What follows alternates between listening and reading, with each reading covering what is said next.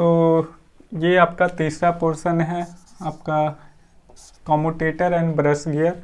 तो जैसा कि हम जानते पिछला हमने पढ़ा था आर्मेचर।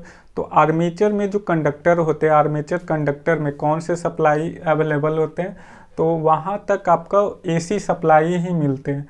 तो उसमें उसको हम डीसी में कैसे कन्वर्ट करेंगे, तो बाय हेल्प ऑफ कम्यूटेटर। इसे मैकेनिकल रेक्टिफायर भी बोला जाता है।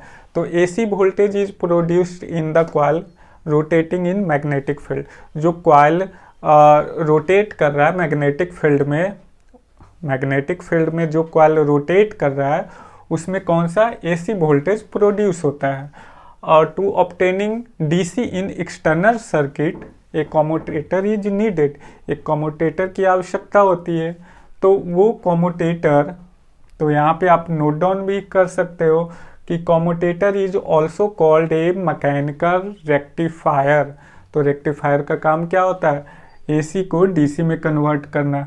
तो यहाँ पे आगे क्या है, commutator is made up of hard on copper and it has number of wedge shape. ये देखिए कटा कटा शेप है, इसी को बेज शेप बोलते हैं।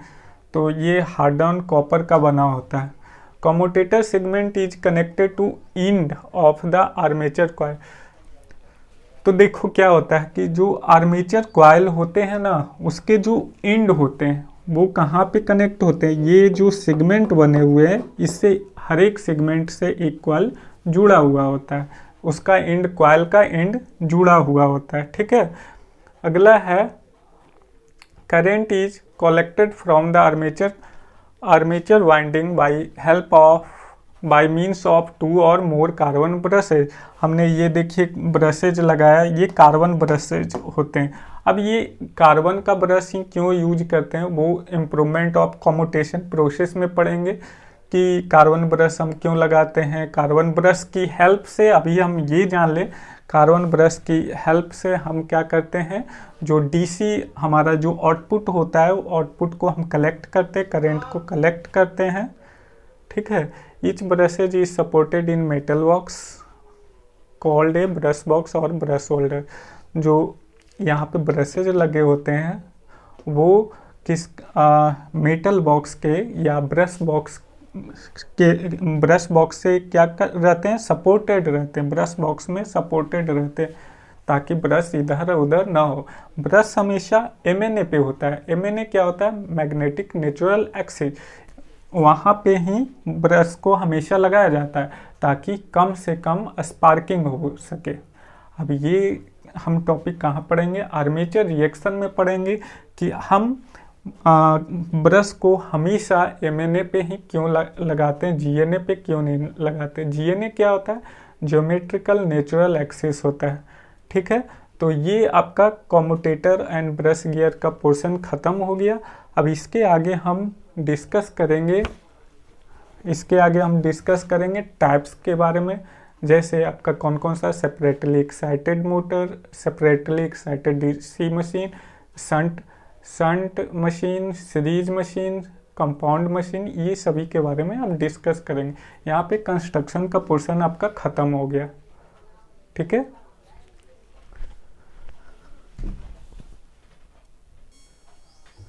तो गाइज देखिए अब हम डिस्कस करेंगे टाइप्स ऑफ डीसी मशीन के बारे में।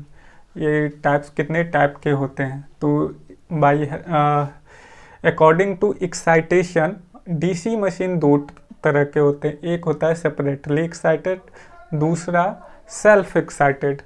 इट मीन्स सेपरेटली एक्साइटेड किसे बोलेंगे, तो हमने बताया था अभी तक कंस्ट्रक्शन में हमने डिस्कस करा था, जिसमें एक मैग्नेटिक सर्किट होता है। मैग्नेटिक सर्किट सिस्टम, उसमें क्या होता है, जो फील्ड होता है, फील्ड को जो करंट मिलता है उससे वो क्या मेन फ्लक्स जनरेट करता है। तो मेन फ्लक्स जनरेट करता है उसी को हम एक्साइटेशन बोलते हैं, जब तक वो एक्साइट नहीं होता। अब वो एक्साइटेशन कैसे हो रहा है, इट मीन्स मशीन को सेपरेटली दिया जा रहा है वो सप्लाई, या वो खुद ब खुद बना रहा है। तो ये 2 तरह के हैं, सेपरेटली और सेल्फ। तो इसमें देखो सेपरेटली में क्या है, इसका मैं सर्किट ड्रॉ कर देता हूँ। सेपरेटली में आपका जो फील्ड कॉइल होता है सेपरेटली डीसी सोर्स से कनेक्ट होता है, और आपका आर्मेचर जो होता है वो आर्मेचर से फील्ड का कोई कनेक्शन नहीं होता है। ये सेपरेटली एक्साइटेड मशीन है। दूसरा सेल्फ एक्साइटेड, इसमें क्या है कि जो फील्ड कॉइल होते हैं, फील्ड कॉइल हमेशा आर्मेचर कॉइल से किसी न किसी तरह से जुड़े हुए होते हैं। तो शंट में क्या होता है, shunt just like separately excited, but in this case field coil is connected in parallel with armature coil। ये आपका फील्ड हो गया। अब ये देखो, सपोज ये मोटर है, तो मोटर है तो इधर अंदर की तरफ आएगा, अगर जनरेटर है तो करंट बाहर की तरफ जाएगा, ऑब्वियस ही बात है। ये आपका शंट मशीन। सीरीज के केस में क्या होता है, in series machine the field coil is connected in series with armature circuit. Armature coil, जो आर्मेचर कॉइल होता है उससे कैसे होगा, सीरीज में कनेक्ट होगा। ठीक है, तो ये आपका सीरीज मशीन हो गया। अब कंपाउंड की बात करें तो कंपाउंड में आपको दो तरह के होते हैं, लॉन्ग शंट,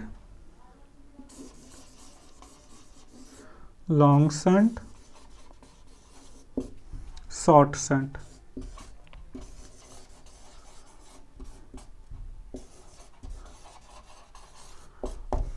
ठीक है, तो लॉन्ग शंट कैसे होगा, तो कंपाउंड की बात करो तो कंपाउंड में दोनों वाइंडिंग होते हैं, शंट और सीरीज दोनों कनेक्ट होते हैं।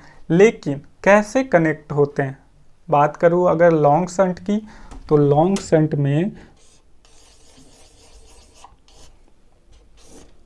शंट में जो सीरीज वाइंडिंग होता है वो सिर्फ आर्मेचर के सीरीज में कनेक्ट होता है।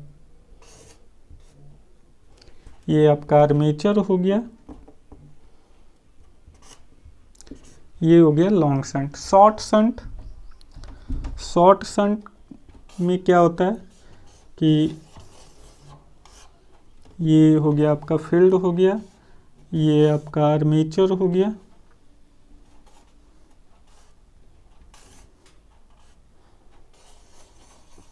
ये आपका सीरीज वाइंडिंग होगी।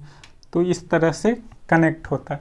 ये आपका पूरा डायग्राम की मदद से हमने आपका क्लासिफिकेशन किया डीसी मशीन का। अब इन सबों को हम डिटेल एनालिसिस देखेंगे। उससे पहले हम इसका आगे हम क्या देखेंगे, हम इसको अभी ईएमएफ इक्वेशन देखेंगे, उसके बाद इन सबों का डिटेल एनालिसिस देखेंगे कि कौन से मशीन कहाँ पे यूज करते हैं, क्यों करते हैं, किस में कितना करंट फ्लो होगा, किस में ज़्यादा करंट फ्लो होगा, किस में कम होगा, और कौन सा मशीन को प्रॉपर किसी पर्टिकुलर मशीन के लिए बनाया जाता है। ठीक है, तो फिलहाल इस वीडियो में इतना ही। अगले लेक्चर में हम ईएमएफ इक्वेशन के बारे में बात करेंगे और उससे कुछ प्रॉब्लम के बारे में डिस्कस करेंगे।